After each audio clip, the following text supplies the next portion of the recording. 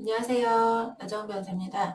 오늘 소개해드릴 판결은 대학 강사의 경우에 전업 강사와 이제 비전업 강사가 있습니다. 전업 강사는 강사로서만 일을 하는 분을 말하는 것이고, 비전업 강사는 다른 일을 하시면서 강사를 하는 경우를 말하는 거겠죠. 이런 전업 강사와 비전업 강사에 대해서 강사료의 차등을 두는 규정들이 있었습니다.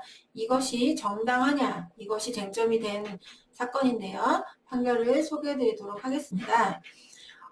근로기준법에서는 일단 균등 대우의 원칙, 그리고 남녀공평등법에서는 동일가치 동일임금의 원칙, 동일가치 노동, 동일임금 원칙 이런 것을 이제 규정하고 있습니다. 이것은 모두 헌법의 평등 원칙을 근로관계에서 실질적으로 실현하기 위한 것입니다.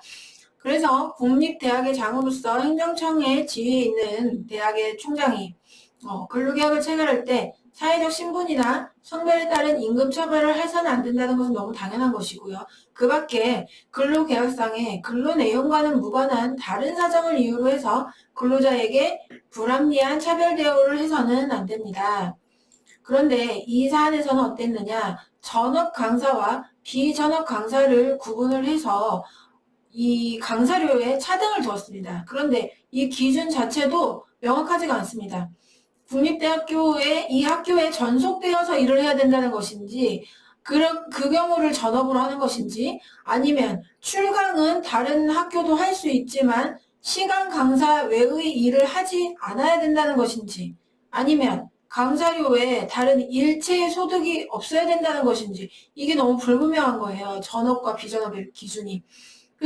그리고 또 이 기준을 뭐로 해석을 하든지 간에 결국에는 시간제 근로자인 시간 강사에 대해서 근로 제공의 대가로서 이 강사료를 지급하는 것인데, 근로 내용과 무관한 다른 사정을 가지고 이 강사료에 차등을 둔다는 것 자체가 합리적이지 않다는 것입니다. 그래서 대학 측에서는 시간 강사에 대한 열악한 처우를 개선할 의도로 강사료 단가를 인상하려고 했으나 예산 사정으로 부득이 전업 여부에 따라서 강사료 단가에 차등을 둔 것이다, 이렇게 설명을 했는데, 그렇다고 하더라도 그런 사용자 측의 재정 상황은 근로자의 그 근로 내용하고는 무관한 것이기 때문에 동일한 내용의 노동을 차별적으로 처우하는데 합리적인 이유가 될 수 없다는 것이 법원의 판단입니다. 그리고 또 예를 들어서 이 강사가 부동산 임대업자로서 별도의 수입이 있다는 이유만으로 비전업 강사로 봐서 이 강사료에 차등을 두었는데, 임대 수입이 있다고 해서 시간 강사 직업에 전념해서 일할 수 없다, 이렇게 볼 수는 없는 거죠. 임대는 임대잖아요. 사실 임대 수입이 있다고 해서 꼭 그 임대 목적물을 계속 관리하고 막 거기에 엄청 시간을 들이고 꼭 그렇지는 않잖아요.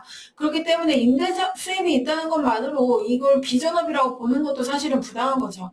그래서 결론적으로 이 대학에서 이 원고를 비전업 강사에 해당한다고 보아서 이 강사료 차등을 둔 것도 잘못이고, 임대 수입이 있는 근로자나 주부는 전업 근로자나 전업 주부로 볼 수 없다, 이런 주장이나 마찬가지인 것은 사실 임대 수입이 있다는 이유로 전업 강사가 아니라고 한다는 것은, 그리고 꼭 임대 수입이 아니라 다른 수입이라고 해도 마찬가지입니다. 다른 수입이라고 하더라도 전업 비전업의 구분도 불분명할 뿐 아니라 그거에 따라서 강사료를 차등 지급하는 것 자체도 정당화할 수 없다는 것이 법원의 판단이었습니다.